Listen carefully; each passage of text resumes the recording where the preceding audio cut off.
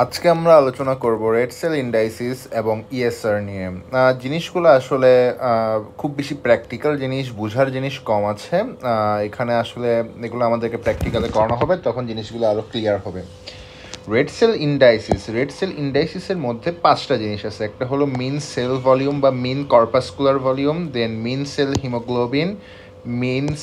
Haemoglobin concentration, then red blood cell distribution with, এবং packed cell volume বা haematocrit, আর ESR কিন্তু red cell ইন্ডাইসিসের মধ্যে পড়ে না। রেড সেল ইন্ডাইসিস কিন্তু প্রথম 5টা।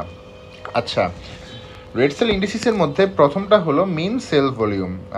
এটা মানে কি বোঝায় যে average volume of red blood sell, অর্থাৎ একটি সিঙ্গেল ব্লাড সেলের ভলিউম হলো মিন সেল ভলিউম। আসলে সিঙ্গেল করে তো প্রতিটা ব্লাড সেলের রেড ব্লাড সেলের ভলিউম বাইর করা নিয়ার টু ইম্পসিবল। তো আমরা অ্যাভারেজ ভলিউম, এই জন্যে আমরা average volume of red blood সেলটাই বের করি, এবং এটার নর্মাল ভ্যালু হলো 82 to 96 এফএল। এফএল বলতে বোঝানো হয় ফিমোলিটার। এটার সূত্রটা কি? এমসিবি সূত্রটা হলো পিসিবি ডিভাইডেড বাই আরসিবি। পিসিবি আসলে কি? Packed cell volume. এটা হলো ইন লিটার বাই লিটার, এবং আরসিবি হলো আরবিসি হলো পার লিটারে কতটুকু আরবিসি আছে এটাই। তো আরবিসি কাউন্ট পার লিটার। তো এমসিবি কখন বাড়ে কখন কমে? আর এমসিবি ইউজুয়ালি মেগালোব্লাস্টিক অ্যানিমিয়ার ক্ষেত্রে ইনক্রিজ পায় এবং ডিক্রিজ পায় আয়রন ডেফিসিয়েন্সি অ্যানিমিয়ার ক্ষেত্রে। এগুলো ছিল মিন সেল ভলিউম নিয়ে আলোচনা। এরপর হলো মিন সেল হিমোগ্লোবিন। এটা মানে কি বোঝায়? যে পার আরবিসি, অর্থাৎ হিমোগ্লোবিন কন্টেন্ট, মানে একটা আরবিসিতে কতটুকু হিমোগ্লোবিন আছে, এটাই মিন সেল হিমোগ্লোবিন দ্বারা বের করা হয়। এটার নর্মাল ভ্যালু হলো 27 to 33 পিকোগ্রাম। এটা সূত্র হলো haemoglobin per litre divided by আরসিবি কাউন্ট পার লিটার। এটা ডিক্রিজ পাই ম্যাক্রোসাইটিক হাইপোক্রোমিক অ্যানিমিয়ার ক্ষেত্রে এবং ইনক্রিজ পাই মেগালোব্লাস্টিক অ্যানিমিয়ার ক্ষেত্রে। তবে এখানে একটা সুন্দর জিনিস জানিয়ে রাখি যে ধরি এটা একটা রেড ব্লাড সেল। হিমোগ্লোবিনটা কোথায় থাকে? হিমোগ্লোবিনটা থাকে পেরিফেরালি 2/3 অঞ্চলে, হ্যাঁ, আর মাঝখানের 1/3টা কিন্তু এমটি থাকে। আচ্ছা, এরপর হলো মিন সেল হিমোগ্লোবিন কনসেন্ট্রেশন। এটা আসলে এমসিভিকে এমসিএইচ দ্বারা ডিভাইড করলেই যে জিনিসটা আছে সেটাই কিন্তু এমসিএইচসি, অর্থাৎ মিন সেল হিমোগ্লোবিন কনসেন্ট্রেশন। এটা হলো haemoglobin per litre divided by PCV in litre by litre. এটার নর্মাল ভলিউম হলো 33 to 37 গ্রাম পার ডেসিলিটার। এটা মানে কি বোঝায়? Average haemoglobin concentration in a given volume of packed RBC. এটা কখন ডিক্রিজ পায়? এটা ম্যাক্রোসাইটিক হাইপোক্রামিক অ্যানিমিয়াতে ডিক্রিজ পাই, ইনক্রিজ পাই হেরিডিটারি স্ফেরোসাইটোসিসে, এবং নর্মাল থাকে মেগালোব্লাস্টিক অ্যানিমিয়ার ক্ষেত্রে। আচ্ছা, এরপর red blood cell distribution with. এটা আসলে কি বোঝায়? এটা আসলে বোঝানো হয় যে এই যে এখানে একটা চিত্র আছে, দেখো, normal red blood cell distribution with. বিষয়টা হলো এই যে এখানে যদি আমরা দেখি রেড ব্লাড সেলগুলো, এগুলোর কিন্তু শেপগুলো প্রায় সেম, বাট এখানে কিন্তু শেপগুলো সেম না, এক একটা শেপ এক এক রকম।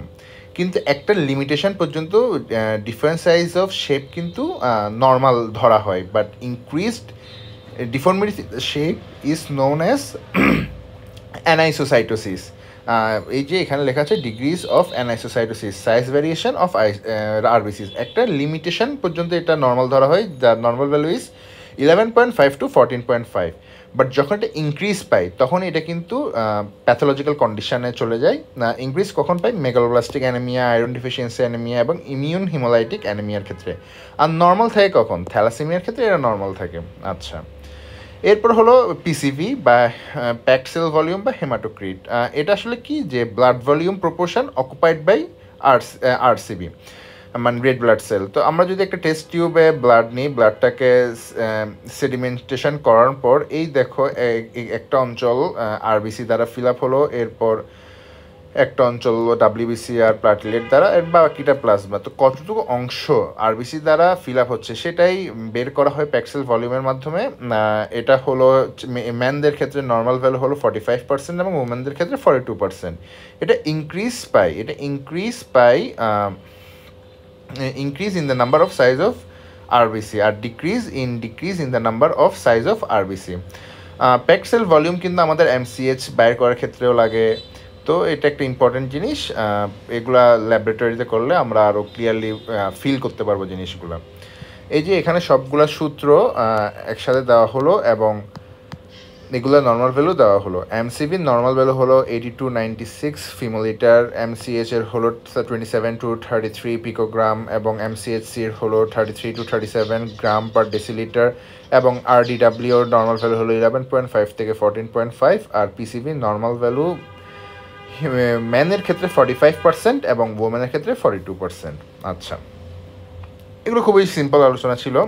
এখন আমরা আলোচনা করব ইরিথ্রোসাইট সেডিমেন্টেশন রেট।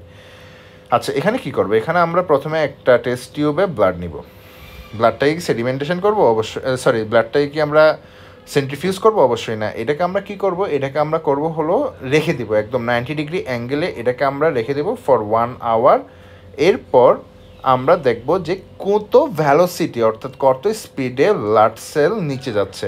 এই যে ডেফিনেশনটা যদি দেখি আমরা, ESR is used as an index for presence of an active disease which could be due to many causes. আচ্ছা, প্রিন্সিপালটা কি? when well mixed। আচ্ছা, একটা জিনিস বলতে ভুলে গিয়েছি, এই যে টেস্ট টিউবে ব্লাডটা নিলাম, এটা কিন্তু অ্যান্টিকোয়াগুলেন্টের সাথে ওয়েল মিক্সড হতে হবে। আচ্ছা, তো first of all well mixed anticoagulant blood is placed in a vertical tube, অর্থাৎ 90 ডিগ্রি অ্যাঙ্গেলে রাখতে হবে।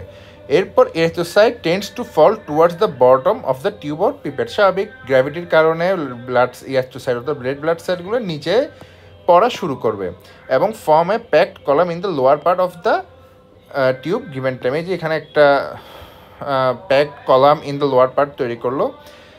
The rate which they fall is ESR, যে রেটে এরা মানে রেড ব্লাড সেলগুলো নিচে যাচ্ছে সেই রেটটাকে বলা হয় ইএসআর। এটা ফ্যাক্টরস আছে কতগুলো, যেমন রোলেক্স ফর্মেশন, অর্থাৎ এটা আসলে কী বোঝায় যে রেড ব্লাড সেলগুলো কিন্তু নেগেটিভ চার্জ হয় এবং একটা থেকে দূরে থাকে, বাট একটা টাইমের পর কিন্তু নেগেটিভ চার্জটা ডিমিনিশ হয়ে যায় রেড ব্লাড সেল থেকে। তখন এগুলা কাছাকাছি হয়ে যে জিনিসটা ফর্মেশন করে, একসাথে হয়ে যে জিনিসটা ফর্মেশন করে সেটাকেই বলা হয় রোলেক্স। এই যে লেখা আছে when a number of erythrocytes aggregate in form of Rolex and settle down their area is this is known as Rolex formation কি, যে when a number of erythrocytes aggregate একসাথে হয় in form of Rolex and settle down। আচ্ছা, their area is much less than that of sum of area of constitute corpuscles। তো একসাথে হয়ে গেলে স্বাভাবিক ওদের এরিয়াটা কমে যাবে। তো রোলেক্স, আচ্ছা ইএসআর কখন বাড়ে কখন কমে এটার কিছু ফ্যাক্টরস আছে। তো রোলেক্স ফর্মেশন হলে আমার প্রশ্ন হলো ইএসআর কি বাড়বে নাকি কমবে? অবশ্যই ইএসআর কিন্তু বাড়বে। কেন ইএসআর বাড়বে? কাজ ভ্যালোসিটি বাড়বে, তারা একসাথে হচ্ছে, রোলেক্স ফর্মেশন হচ্ছে, তাহলে তারা তাড়াতাড়ি নিচে যাবে। Same goes for concentration of fibrinogen বেশি থাকলেও ভিসকোসিটি অফ প্লাজমা বেশি বাড়বে, concentration of fibrinogen parallels ESR. এছাড়াও লেন্থ অফ টিউব এবং বোর অফ টিউবও কিন্তু একটা গুরুত্বপূর্ণ ভূমিকা পালন করে। লেন্থ অফ টিউব যদি বেশি হয়, কমনলি আরসিবি will travel longer, ESR is lower when length of tube is short and vice versa.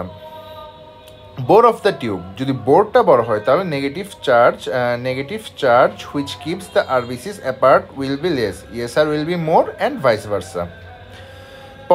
Position of the tube, position যদি আমরা ভার্টিক্যাল না থাকে তাহলে আরসিবি will travel less distance, ESR will be মোর।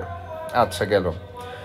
এখন যদি আমরা ফেজেস চিন্তা করি, ইএসআর এর ক্ষেত্রে যখন আমরা টেস্ট টিউবে ব্লাডটা নিব সেটা কিন্তু আমরা ফর 1 আওয়ার রেখে দিব। তো 1 আওয়ার পর্যন্ত রেখে দিলে যে জিনিসটা হবে সেখানে আমরা 3টে ফেজে ভাগ করি। ফার্স্ট ফেজটা হলো 10 মিনিটস, এখানে রোলেক্সটা ফর্মেশন হবে initial 10 minutes. Then next 40 minutes পর্যন্ত এখানে সেটলিং হবে, এই যে সেটলিং। এরপর in the last 10 minutes sedimentation slows and packing of RBCs to bottom occur and it continue slowly later to. এই যে আমরা এখানে দেখছি প্যাকিংটা হচ্ছে। আচ্ছা, গেল। এখন আমার প্রশ্ন হলো কোন কোন ডিজিজে ইএসআর বাড়ে এবং কোন কোন ডিজিজে ইএসআর কমে। ইএসআর বাড়ে হলো tuberculosis, shock, anaemias, pregnancy etcetera এখান থেকে দেখে নিবা। এবং ডিজিজ কজিং লো ইএসআর হলো polycythaemia, spherocytosis, sickle cell anaemia, congestive heart failure etcetera. তো এগুলো ছিল আমার আলোচনা। তবে এখানে আরেকটা জিনিস আলোচনা করতে হবে, সেটা হলো কোন টেস্ট টিউবে আমরা টেস্টটা করব হলো উইন্ট্রাস টিউব, বা এটা আমরা আলোচনা করব উইন্ট্রাস টিউব অর ওয়েস্টার গ্রিনস টিউবে। তো এটার মেথডও কিন্তু টেস্ট টিউব অনুসারে আলাদা হয়ে যায়। যখন আমরা উইনট্রপস টিউব ইউজ করব তখন সেটা ওয়েস্টার গ্রিনস টিউব ইউজ করলে তখন এটাকে আমরা ওয়েস্টার গ্রিনস মেথড বলি, এবং উইনস্ট্রপ টিউব ইউজ করলে আমরা উইনস্ট্রপস মেথড বলে থাকি। এই ছিল আমার আলোচনা। জিনিসটা খুবই সিম্পল জিনিস, ইউজুয়ালি রিটেনে খুবই কম আসে, বাট এগুলা প্র্যাকটিক্যালের জন্য খুবই ইম্পর্টেন্ট, তাই এগুলো প্র্যাকটিক্যালি করলে আরও বেশি ক্লিয়ার হবে।